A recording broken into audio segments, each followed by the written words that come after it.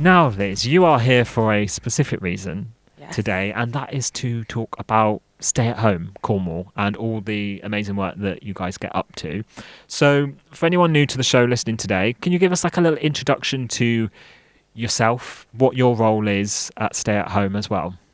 Yep. So I'm Liz. I oversee everything that goes on with Stay at Home. I started with Stay at Home probably, I think I was in my early 20s, so about 15 years ago initially, Oh, okay. when it was really quite small, still in the Roseland Peninsula, and just started off doing rounds there. I've obviously been and done other things, and I came back about 2 years ago as an admin and gradually worked my way up to now overseeing a lot, really. Amazing. Yeah. Couldn't keep away then. No, you couldn't keep me away from this place. But obviously it's changed massively within that Yeah. time. Yeah. So, Absolutely. So, for those that don't know as well what Stay at Home is, we've kind of just jumped in talking about Stay at Home, but can you give us like a little breakdown of what they actually are and what service they provide? oh yeah, see, it's because I'm talking to you, isn't it? I forget this. So Stay at Home is a care agency started maybe about 16, 17 years ago now. And we provide all kinds of care within the community. So I think our youngest was 4 years old before, but we look after anyone from babies up to over 100 years old. So that's all kinds of care that you can think of. That's people with life-limiting illnesses, people with disabilities, mental health issues, elder care. We work within the hospitals as well. So yeah, what you name that type of care, we cover it basically. That's great, and that it's so needed, isn't it? Where it's great to have a company that covers such a wide range of elements, because there's specific companies out there, isn't there, for specific types of care, like spinal care or certain age groups. But Stay at Home sounds like it's like an all rounder. Yeah, we are. I mean, there are still certain types of care that we don't specialise in, your more challenging behaviours and things like that. But we've got some amazing new projects that we've set up recently. So, for instance, we've been working in the hospitals, doing like a buddy kind of system and helping the ward staff there. So anyone that needs a little bit extra one-to-one support, then we've been in there to give that, because the ward staff don't have that additional time to do that. We are also trying to help with the bed blocking crisis that's obviously going on at the moment, where we've got ambulances sat outside hospitals for, I think the most we heard actually was one ambulance was outside for 3 days straight with a patient just in the back of the ambulance. The paramedics were coming on shift and literally doing a handover outside the hospital, spending their whole shift there, having calls in about heart attacks, things that they just couldn't really go to.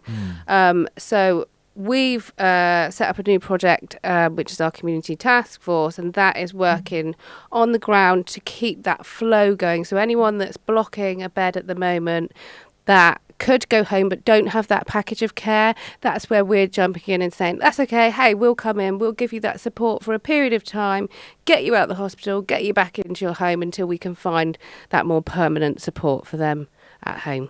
That's amazing. And that is such a talking topic at the moment, isn't it? There is such a crisis for bed blocking, and the hospitals are really struggling, and the fact that you're so heavily involved in trying to help that is great. Yeah, it's. I mean, you can hear about it all over the country, can't you? It's not just down here, but I know we've seen it at Trelisk, the rows of ambulances that are just sat outside there, and you think all these calls. Then I've heard about people with, I don't know, broken hips and things that have been on in the newspapers and things, and they've been left there for overnight because no ambulances can get there. So I think it's really, really important to step in and give that level of support there. Yeah, absolutely. So for anyone sort of listening today who may be thinking of joining potentially a career in care, but they've got no experience, they've got, not the qualifications, how would you describe a career in care? Because you're so heavily involved in it. Like, how would you describe? So I would say a lot of people would think there is no career pathway in care. There definitely is. And it's one of the great places that you can come into with no experience whatsoever. And you can gain qualifications and experience as you go. So with us, we take our staff on, we give them full training, and then they go through a shadowing period with like a competent member of staff. So a lot of it, because it's quite a practical job role, there's a lot of it that's learned on the job as you go.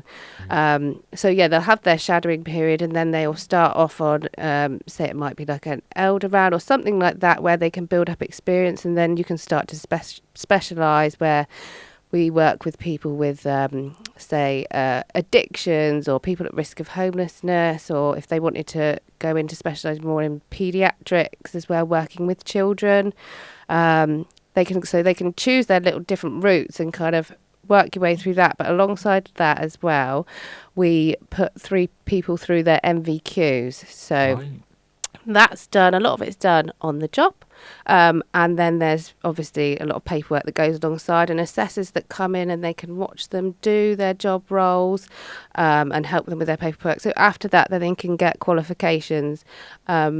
It's also a fantastic way of learning the basics if you wanted to, say, progress into nursing or something like that. But if you wanted to stay within the care sector, we've got great pathways here where you can go through from a carer, progress up to team leader. Following on from that, like I started on the ground as a carer for many Right. years, and then worked my way up, going through coordinator, office work, and then up to my registered manager with CQC that I held previously. So there's a good pathway to have within the care system, which people don't see. Yeah, and now you're a radio star, so what more could you want? I know. Look at this. But that's the thing, isn't it? There's a lot of stigma when it comes to a career in care as such. People don't often see it as longevity, and it really annoys me actually when a lot of people just think if they're desperate for a job, I'll just get a job in care, because no, it does require a certain person. Yes, it may not require a certain qualification or anything to get into that role, because we can all start somewhere, but it requires a certain type of person, I believe, who's got the heart, and that's not something that you can teach, is it? No, you've definitely got to hold certain values, because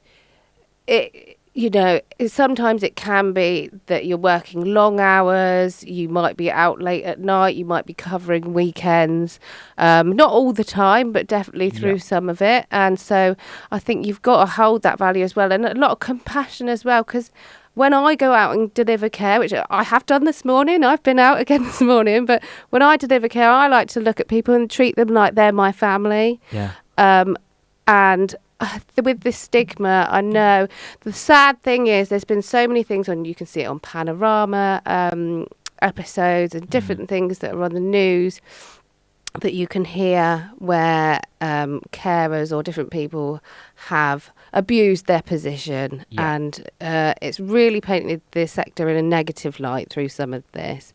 And I think before pre-COVID, the stigma was if you're a carer, it's like, wasn't thought that much of. And I think actually through COVID, people could see how important care work is, because without them, we were the frontline workers. We were keeping things going, and it was a really important thing to do. And I think it's really good that at this point, we've started to get a bit more recognition now. Yes. Yeah, definitely. And I think it's important to note as well, like, it can be such a rewarding job. It's not just benefiting the client who's obviously needing the help with their care, but it can be rewarding in the sense of it can be a fun and interesting job for the person as well. Like, for example, again, care has this stigma that it's just, beds. Not all care requires just bedside care and attention and personal, intimate care. It's not all about that. Sometimes it's going out for fun day trips, going out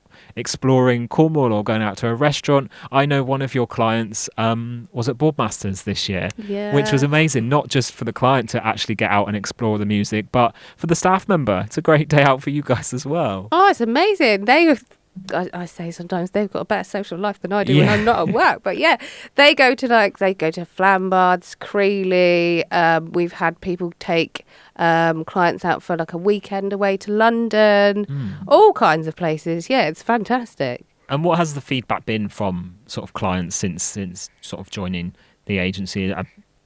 All positive? Yeah, I could say the client that I went to visit this morning, he actually said he wanted to feedback to all the support staff that have been in to see him how fantastic they all were and how grateful he is. And that's the thing. They are really grateful of that support. Yeah. And sort of, again, for anyone listening today who may be thinking of potentially joining a career in care, are there sort of plenty of job opportunities available? Loads of jobs. We've got all the jobs. I'll set you up for Contact that us. Yeah, no, there's always jobs available in care, whatever level of experience you have. So yeah, just get in touch. Yeah. It is brilliant, and you see the team out and about doing their thing as well, and it just seems like it is so needed, isn't it?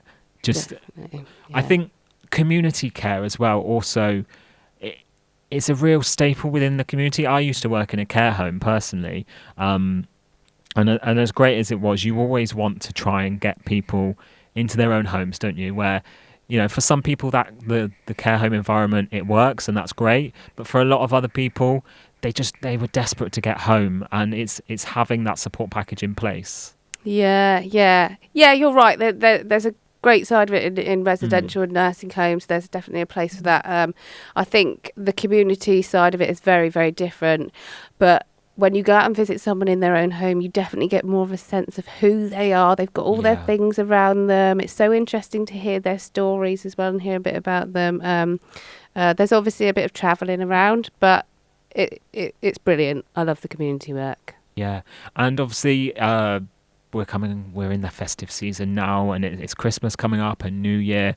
But that doesn't stop, does it? You know, the world is a 24-hour life. It doesn't stop. It's around the clock, but it doesn't have to be negative, because sometimes Christmas. I used to work Christmas Day in my old job because the care sector never stops, and Christmas Day actually was one of the.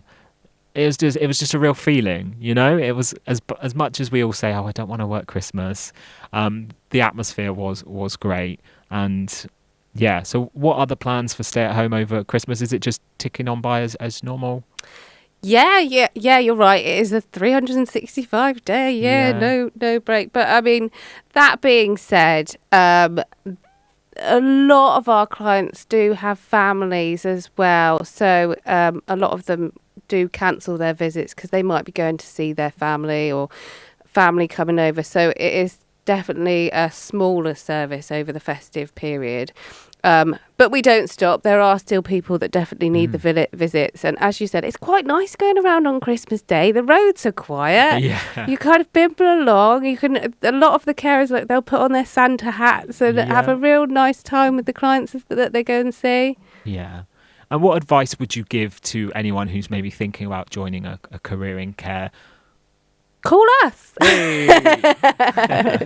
No, I mean, yeah, I say call us. Call whoever it is that you're interested in. We just want to encourage people to come into the care sector because it is so important. But yeah, definitely, if someone's thinking about it, reach out to a care provider.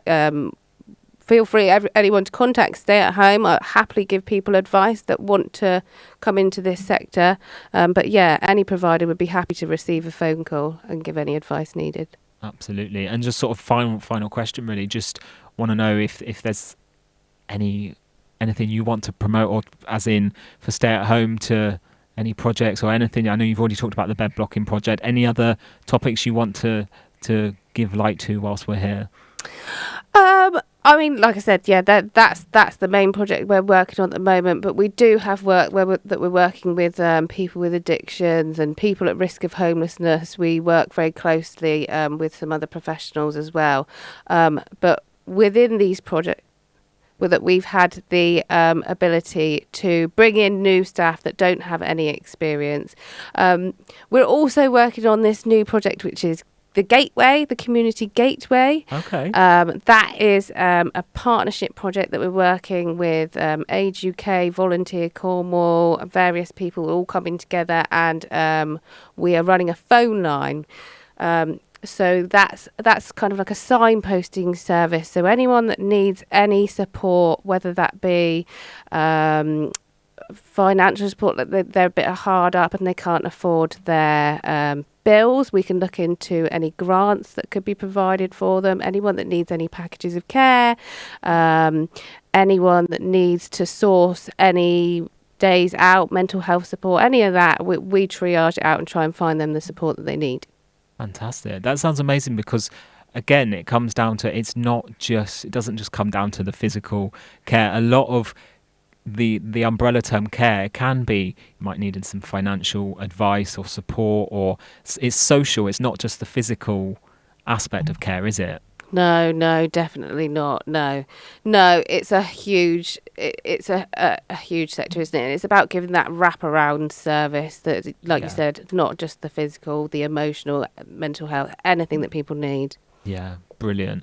Liz, thank you so much for joining us today and for sharing all the great work and things that Stay at Home Cornwall get up to. And of course, if anybody listening to this would like more information about Stay at Home Cornwall, or if you want to know about some of the job opportunities, the training, the career progression, anything you want to know, contact us here at Chaos. We've got our details on the screen there. WhatsApp us 01872 2288 44. You can email hello@thisischaos.co.uk, or you can follow Chaos TV or the Stay at Home team on social media as well. And yes, somebody will be more than happy to signpost you and help you get in contact.